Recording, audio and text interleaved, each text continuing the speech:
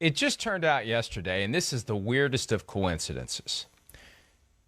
Kwesi Adofo-Mensah, the new general manager of the Vikings, I interviewed him starting at 3:30 Eastern time, and at the tail end of that, about 5 minutes to 4 o'clock Eastern, I asked him about Colin Kaepernick because his first year in the NFL, 2013, Adofo-Mensah, San Francisco 49ers, he walks through the door. They're coming off of a Super Bowl appearance where they almost beat the Ravens. Colin Kaepernick is the starting quarterback. Your guy, Ron Jaworski, telling the world that Kaepernick may end up being the best quarterback of all time. He's a year away from getting a huge contract. He's firmly entrenched as a starter. He torches the Packers week 1 for 400-plus passing yards when they try to take away the run.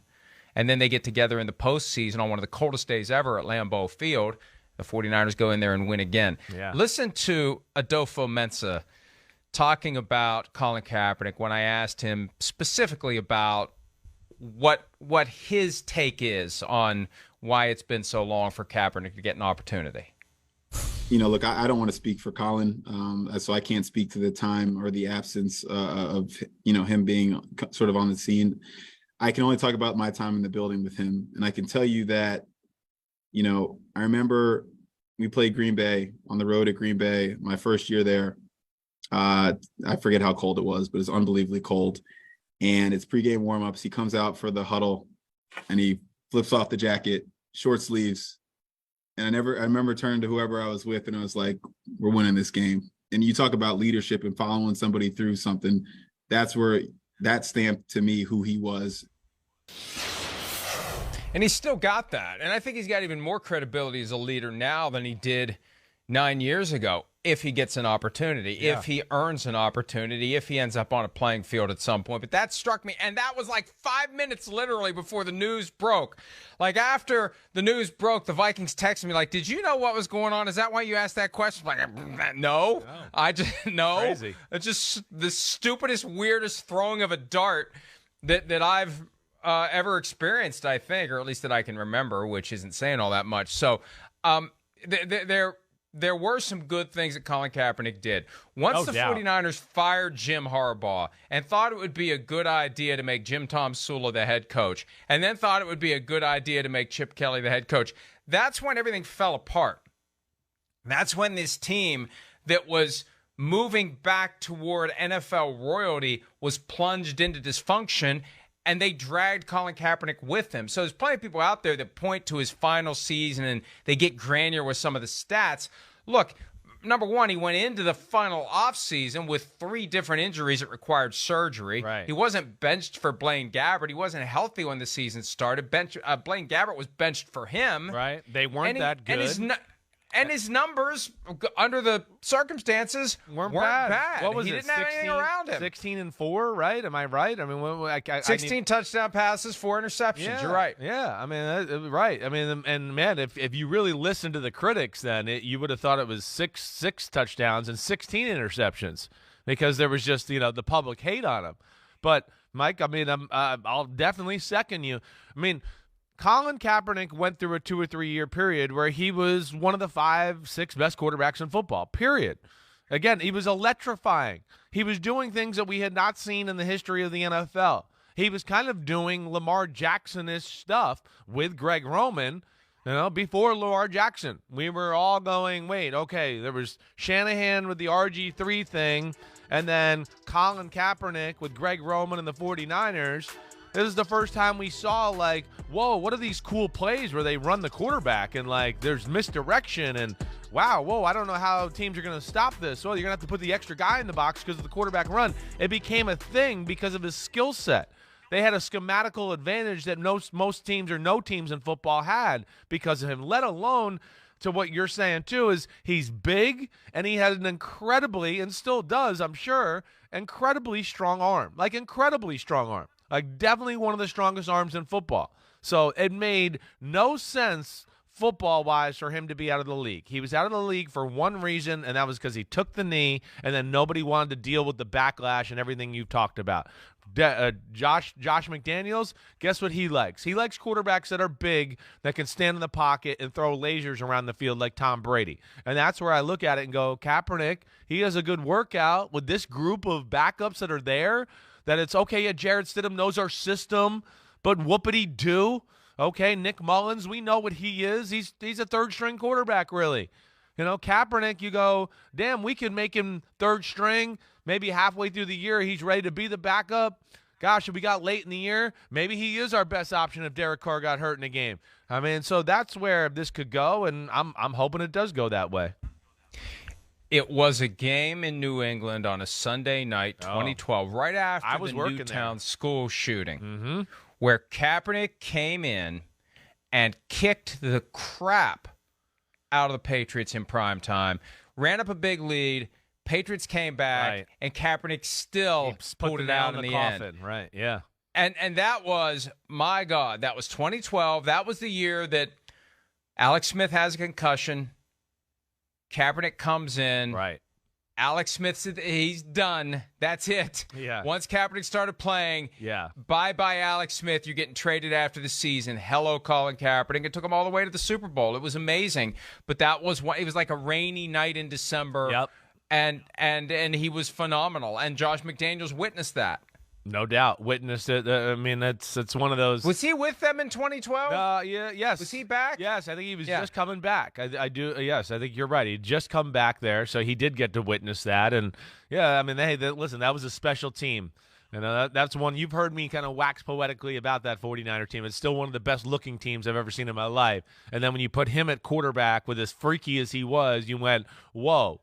I mean, they were special. And, yeah, he was fearless. The team was fearless, and then, you know, not only could he run the scheme, but it's the things he could do outside the scheme that were special. You know, putting balls in windows that only a few quarterbacks in football could do, or running around the edge for 60 yards, and he was the only quarterback in football that could really do that. So, yeah, he has shown that he can play at a really high special level. The big thing is what we started off the conversation. It's been 5 years. It's not going to be easy. I don't care how gifted you are to get back in the swing of things and playing football and quarterback. It's hard enough to be good when you're a backup or third stringer and you don't get enough reps, let alone doing that. So that's going to be the other piece of the puzzle we got to watch here. Yeah, I mean, this is 5 key years of experience that he's lost. He's 34. He would be in that sweet spot right now if he had been playing all along, where the physical skills remain, the experience, the database that he can access in his brain of everything he's seen would have evolved to the point where you're coach on the field, and you carry that from 34 as long as your physical skills last, whether it's 37, 38, 39, whatever.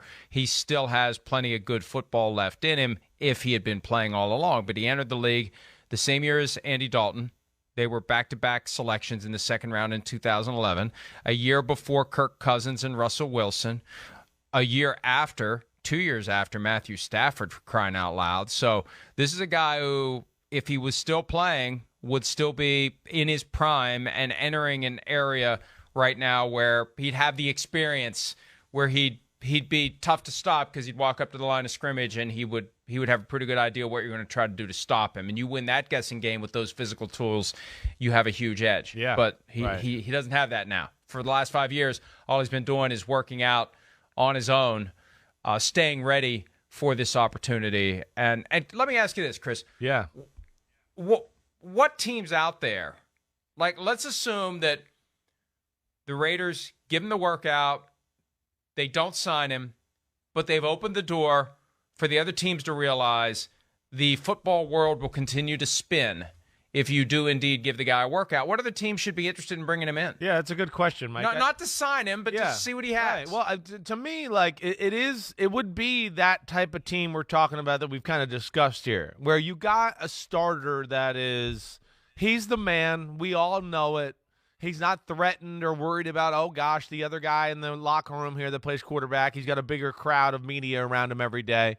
So it's going to have to be that kind of guy, I think. You're going to have a guy that's established and confident in who he is. And then I think kind of like what we're talking about with the backup quarterback situation to a degree, of just like, hey, we got okay, but we don't got anything special. Let's see if we can get this guy in here to do that and maybe be special.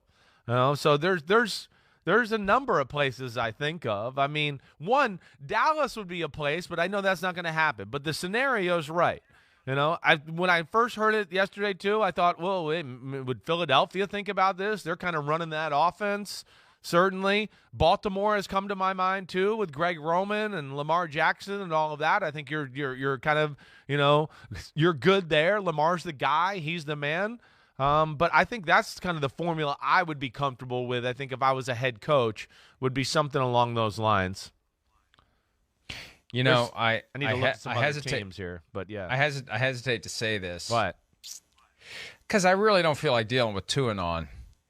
But well, yeah, he'd be like, he'd take a chance and he'd fit their what they want to do and how they want to play, and they're going to move the quarterback and all that. Yeah, I get that, but I don't think that they won't do it because of what you're saying. They're the perfect example of the opposite. Because he's going to go there, and they're all going to go, damn, he's faster than Tua, and damn, he's throwing lasers out here, and and it's going to be threatening to Tua. To me, Tua's not established enough yet for that spectacle, at least in my opinion.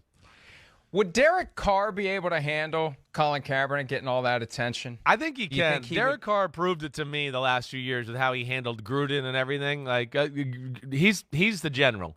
He's got it. He's the sheriff. There's no doubt. So I do think he can handle it. I know, you know, hey, we all look at Derek Carr sometimes and go, oh, he's a nerd. He's a dork. He is who he is. He owns it, and he loves football. And as we've seen, the team loves him. We know that. We hear it from too many people, and they say it too much. He has got a way about him that players like, a.k.a. Devontae Adams left Aaron Rodgers to go there to be with him. And I think that says a lot about the guy, too. Hi, I'm Mike Tirico, and thanks for watching. Make sure to hit subscribe for the latest news and highlights from NBC Sports.